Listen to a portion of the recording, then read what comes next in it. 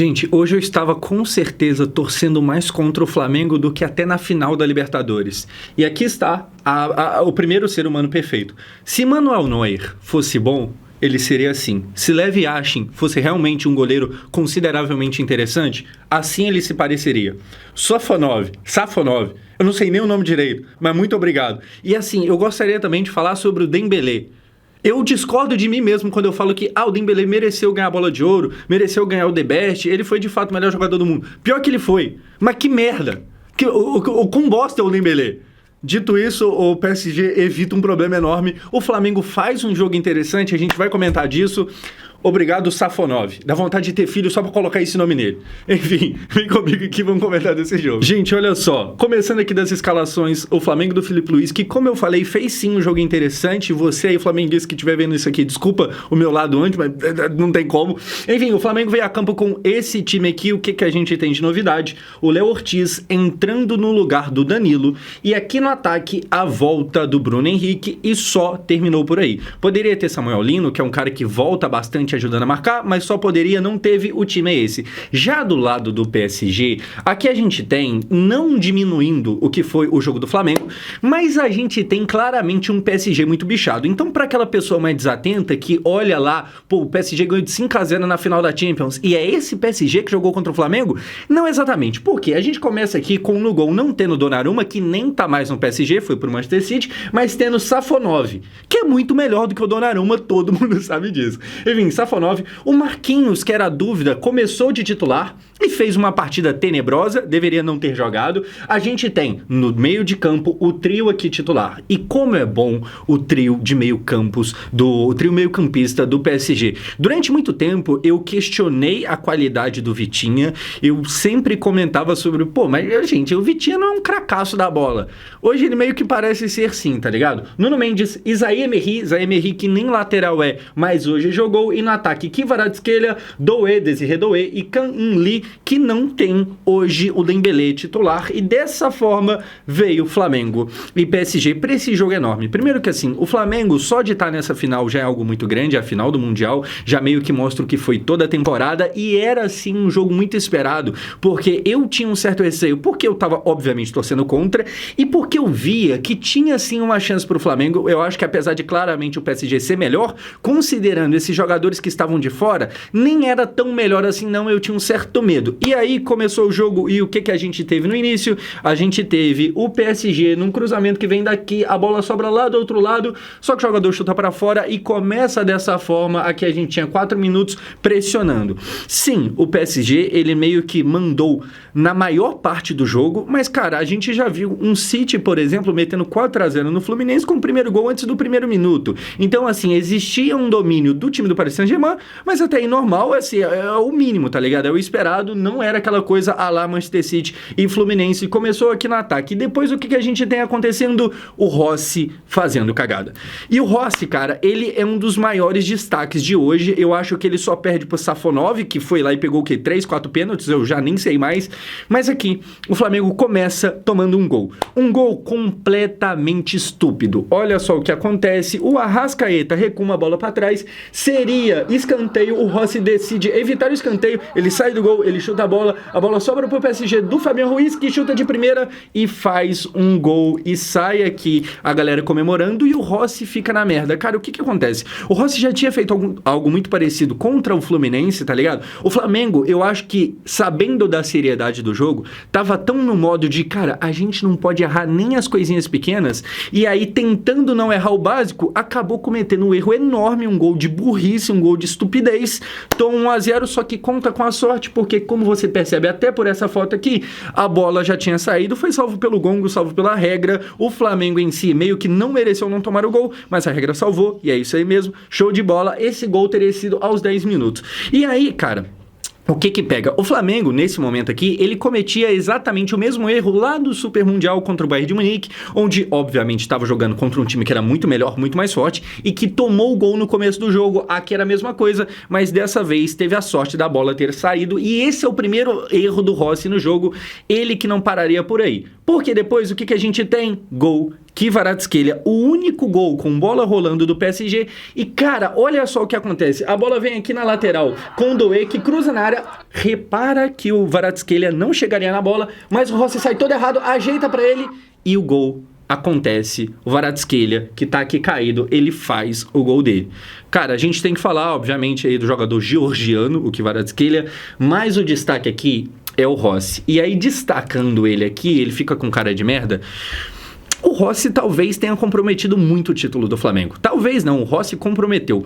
Tudo que o Cássio fez, tudo que o Rogério Ceni fez pelo São Paulo, o caso pelo Corinthians, o Rossi não conseguiu fazer. E aqui é um momento que, tipo assim, o Rossi foi o vilão da final contra o PSG. O Rossi acabou com o Flamengo. E aí é muito louco como que aquilo que a gente conversa muito aqui no canal, o futebol, ele tem essa capacidade de te transformar em herói e depois em vilão muito rápido. Se o Flamengo está hoje na final do Mundial, é por causa do Rossi, que foi muito, mas muito importante na Libertadores. Então, assim, pensando em Libertadores, talvez tenha sido o Rossi o jogador mais importante do Flamengo, apesar do Arrascaeta ter sido eleito o melhor do campeonato, mas eu acho que o Rossi foi até mais fundamental do que ele. Só que aí, chega no Mundial e cada dia é um dia, não é porque você tá numa temporada boa que você vai sempre jogar bem, ele vai lá e faz uma cagada. Ele estava num dia muito ruim. Se você ficou em dúvida se foi uma falha muito grotesca dele ou não, cara, se você olhar por outro ângulo, a câmera aqui mais de trás, a bola nem chegaria, ele meio que ajeitou e facilitou ela aqui. E aí os gringos, porque hoje foi um dia que até os gringos pararam pra ver, porque é um Mundial,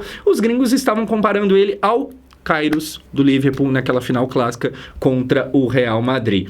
Cara, para brasileiro ganhar Mundial, normalmente, quase sempre, precisa ter um goleiro se destacando. Precisa ter um Cássio catando muito, precisa ter um Rogério Ceni buscando uma falta do Diarra lá no ângulo. O Flamengo não teve isso hoje. O mesmo goleiro que durante toda a temporada foi muito bom, e eu até falava que, cara, o Rossi não é, pelo menos no meu gosto pessoal, um grande goleiro. Não é um cara que eu vejo como, nossa, maravilhoso, tá ligado? Nossa, quem dera ter no meu time. Nunca foi. Mas na mesma hora que eu falava isso, eu falava, pô, pelo menos é verdade que ele está sendo importante nos momentos mais importantes da temporada, inclusive no próprio Super Mundial. No Super Mundial não, inclusive no próprio Mundial, nesse agora, no Intercontinental. Teve aquele lance lá que o cara saiu cara a cara num contra-ataque e ele pegou. Hoje, na final, tudo cai por terra, ele faz uma partida muito ruim. Eu acho que existe um mérito do Flamengo que talvez a gente nem tenha reparado tanto, que normalmente, quando um time brasileiro vai bem em final de Mundial, é porque o goleiro está operando milagre. E aí o elogio ao Flamengo aqui é que o Rossi não precisou operar milagre. O Flamengo, ele não foi o time superior no jogo, o time que comandou as ações, mas também não permitiu tantas chances ao PSG. As que permitiu, o Rossi foi lá e cagou tudo. Cara, é uma partida provavelmente das piores dele, principalmente se você colocar na equação o grau de importância que tinha. O Flamengo deu um tiro no pé ao ter um goleiro que foi muito importante, mas que hoje mostrou que a coisa não é isso tudo não. Agustin Rossi vai muito, muito mal. E aí quis o destino, cara, que era engraçado porque naqueles mano a mano, quem que é melhor, o goleiro do Flamengo ou o goleiro do PSG? Comparado ao Chevalier, que seria o goleiro titular, que nem jogou hoje, muita gente colocava o Rossi na frente. E a justificativa era o seguinte, pô, o Chevalier provavelmente vai ser melhor do que o Rossi no futuro. Mas olhando hoje, o Rossi é melhor. O Chevalier nem joga o reserva, e o reserva vai muito melhor do que o Rossi. Por incrível que pareça, o futebol tem dessas, 1-0 PSG. Daí, depois, o que a gente tem? O empate. E como é que termina o primeiro tempo em números? Eu trouxe bastante coisa aqui lá da Flash Score. E a gente começa aqui, cara, destacando o seguinte. Posse de bola do PSG é muito maior. E nem é surpresa. Mas é interessante porque é o seguinte, são 62% pro PSG contra 38% do Flamengo. É normal, o PSG, ele tem média de 68% no campeonato francês inteiro, tá ligado? O que, se você não percebeu, é uma média muito alta. Tem gente soltando fogos aqui, eu acho que comprou, achou que ia ganhar, e aí tá gastando porque perdeu. Enfim, o PSG, ele tem uma média de 68% de posse de bola no campeonato francês, o que é, por si só, uma média bizarra. Só que aí, cara, se você olhar só o placar, que foi 1-1, e aí foi pros pênaltis, você vai ter uma noção de que o jogo foi muito parelho. E o jogo no tempo normal não foi. O PSG, ele dava claros indícios de ser um time numa rotação acima, de estar num patamar acima. E aí você vê isso também nessa posse de bola, porque olha só que dado curioso. O Flamengo, nas últimas 38 rodadas do Brasileirão, ou seja, o Brasileirão inteiro, nas 38 rodadas, o Flamengo foi o time com mais posse de bola nos seus jogos em 34 oportunidades. Do Campeonato Brasileiro inteiro, inteiro, só 4 vezes o Flamengo não ficou com mais bola do que o outro time, tá ligado? Dito isso, quando ele pega o PSG mete essa posse de bola bizarra lá em cima, 62%, algo muito grande, sabe? É bem disparado mesmo. E aí a gente começa a ter uma noção do que é o time do Luiz Henrique, apesar de que hoje estava meio que remendado, mas mesmo assim era uma rotação acima. Em finalizações era 7-4, finalização no gol mesmo, 3-1. Agora, um destaque aqui interessante é a quantidade de faltas. O Flamengo, sim, usou das faltas para parar o PSG em alguns momentos específicos, mas não usou tanto assim não. No final do primeiro tempo, a contagem de faltas era 6-5 para o Flamengo. Então sim, o time foi mais faltoso do que a quantidade de faltas que ele recebeu, mas 6-5 é pouca coisa. O Flamengo não ficou quebrando tanto no primeiro tempo para, sabe, tentar manter ali um equilíbrio, não foi necessário. No segundo tempo, o que a gente tem acontecendo? O pênalti do Marquinhos. Primeiro que assim, isso aqui vem de um lateral que é terrivelmente cobrado. Se você pegar para ver o replay do jogo todo, se você pegar para ver a reprise do jogo, assim, o lateral é cobrado parecendo que o cara tava falecendo. Ele cobra completamente errado e aí o Flamengo recupera a bola, ganha a bola de graça. O lateral era do PSG, eles entregaram de graça. O Arrascaeta vai lá, que não estava bem no jogo. O Arrascaeta sofre uma falta do Marquinhos. Cara, como eu falei, hoje eu estava torcendo mais contra do que a final da Libertadores, porque, porra, ganhar o mundo é foda, tá ligado? Aí pega demais. O Marquinhos é muito merdeiro, meu Deus do céu. Assim, é um pênalti que, obviamente, o Arrascaeta, se você pegar pra ver, tem o contato, mas o Arrascaeta força a queda e tal, e é normal, e tem que forçar mesmo. É errado, é o Marquinhos que vai lá e dá essa oportunidade. Assim, o tanto que o Marquinhos estava querendo fazer bosta hoje é inacreditável. Pô, esse é o cara que é capitão da nossa seleção. Convoca o Thiago Silva, na moral mesmo. Enfim, pênalti marcado, Jorginho na bola, e aí você já sabe, ele bate muito bem. O Safonov dessa vez não pega, é um golaço de pênalti, se é que isso existe, e sai aqui comemorando. O Flamengo fazia um gol no Europeu, o que a gente sabe que não é tão comum, é algo difícil de se conseguir. O Flamengo, ele, sendo sincero, ele nem fazia tanto por onde, ele nem pressionava tanto, ele nem tinha grandes oportunidades, mas ele consegue chegar no gol e isso tem mérito, isso tem valor. O time do Filipe Luiz vai lá e marca. Eu espero que a Europa tenha observado bastante esse jogo. O Filipe Luiz é bom técnico, hein?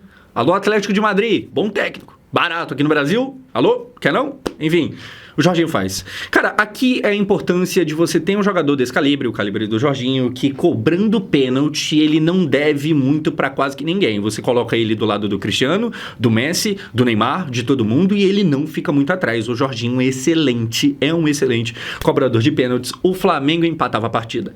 E aí, verdade seja dita, tá? A partir daqui, eu acho que o Flamengo começa a entrar mais no jogo. O PSG sentiu, e aí me incomodava que começou a sair do banco ali uma galera que não era os melhores do PSG. O Dembélé, ele vai entrar depois no decorrer do jogo, mas ele é um jogador que...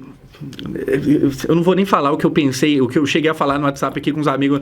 Eu tenho raiva do Dembélé. Eu tenho raiva do Dembélé. Enfim, o Flamengo empata, começa a crescer na partida, mas o que a gente tem depois do gol? A gente tem acontecendo a chance do Pedro. E isso aqui, aos 84, essa foi aquela chance que ele chutou, desviou e foi pro escanteio. Isso aqui mostrava como que o time cresceu. O Flamengo, ele ainda tinha menos posse de bola, mas ele começou pelo menos a aproveitar melhor os contra-ataques, ele começou a achar um espaço. E, cara, nesse momento aqui a gente tem que dar o braço a torcer e falar que o time começou a jogar bem de verdade. É claro que, mesmo jogando bem, ainda era inferior, mas estava jogando bem. O Flamengo achava os caminhos ali, e achar os caminhos contra o PSG, por mais que seja um PSG bichado e tal, não é fácil. É um time que a gente viu durante toda a temporada que é muito complicado de se jogar contra. A Inter de Milão tá aí pra provar isso. E o Flamengo começou a achar uma brecha aqui, uma brecha ali, começou a levar perigo. Existiu um momento que eu comecei a ficar com medo de, cara, esses malucos vão virar no tempo normal e vai acabar o jogo, porque aqui já era 84, se isso aqui acontece um gol já era.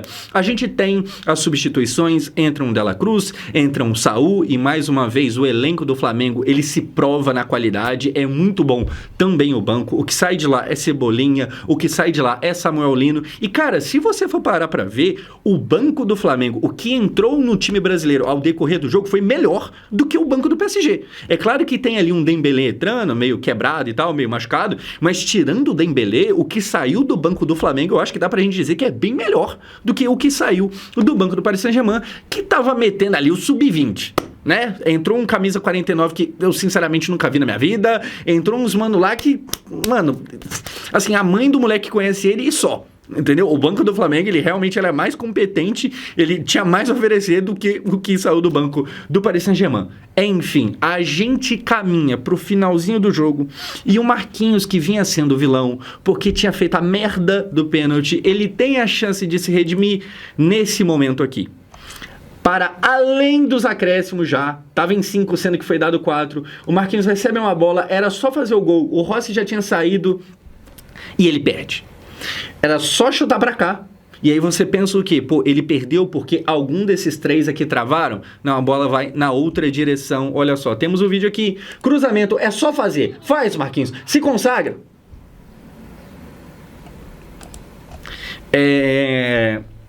Que bom que o PSG, de qualquer forma, terminou campeão do mundo e tal, tá ligado?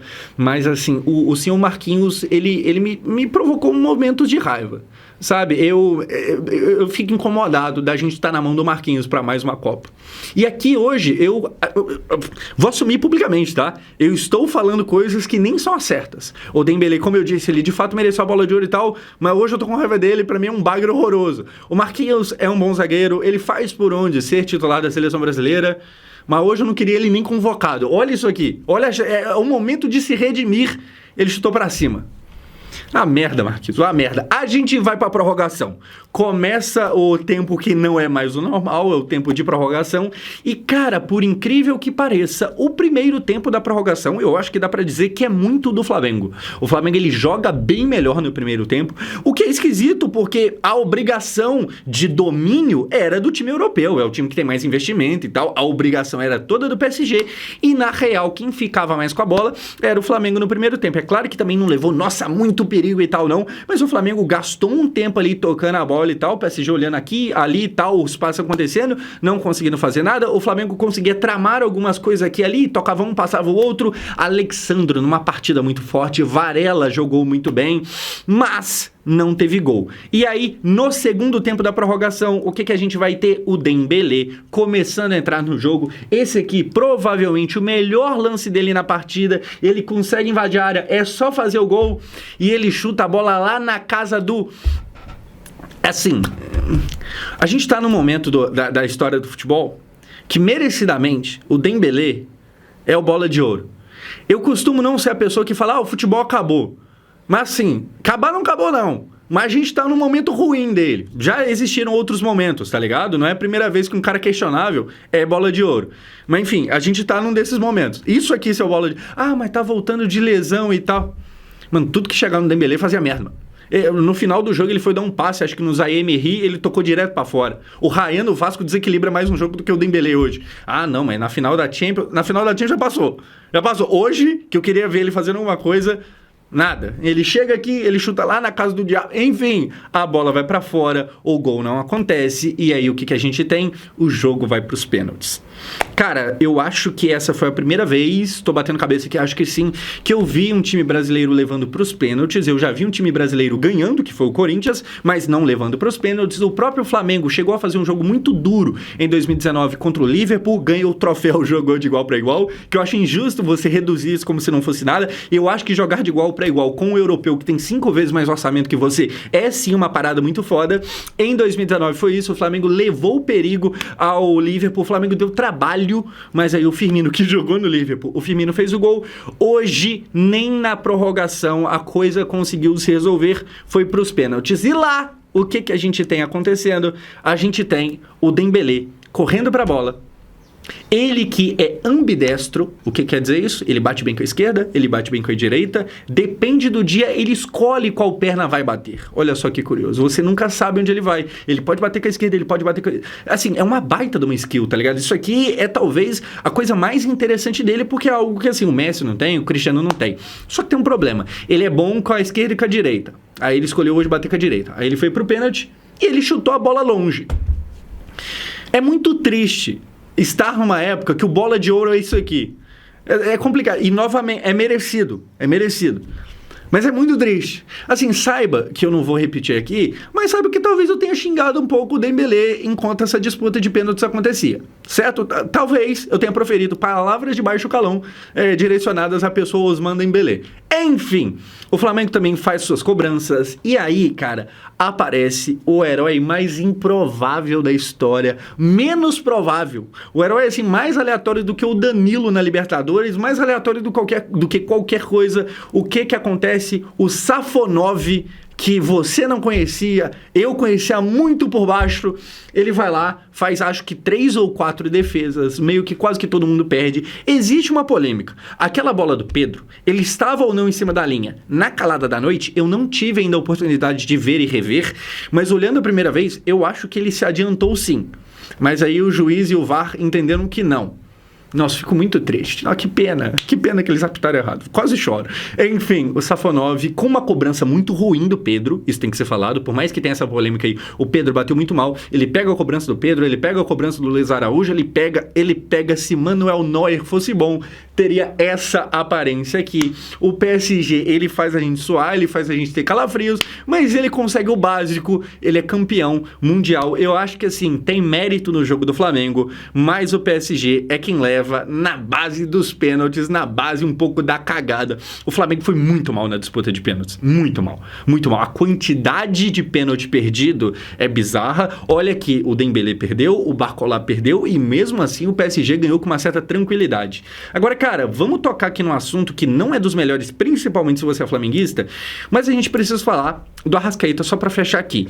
Cara, eu acho o Arrascaeta um jogador fenomenal. Sabe, muito bom mesmo. A parada dele aos 31, velho, estar vivendo o seu melhor momento da carreira é bizarro. Mas eu acho que hoje a gente entendeu de uma vez por todas por que o Arrascaeta não foi pra Europa, né? Assim, é muito bom jogador, tecnicamente falando, ele é muito bom mesmo, mas a tal da intensidade, o Arrascaeta, muitas das vezes, principalmente no primeiro tempo, ele era desmarcado, cara, como se fosse uma criança perdendo a bola. Ele, assim, pra você que talvez tenha uma dificuldade de entender o que é a tal da intensidade, cara, pense no exemplo mais clichê de todos, o Ganso. O Ganso é genial, o Ganso é muito fora da curva, com a bola no pé, ele é assim, nossa, um craque mesmo. Quando precisa de mostrar fôlego, o Ganso sempre foi o Ganso, que é aquele jogador preguiçoso, aquele jogador lento. O Ganso é muito mais exagerado, muito mais devagar do que o Arrascaeta.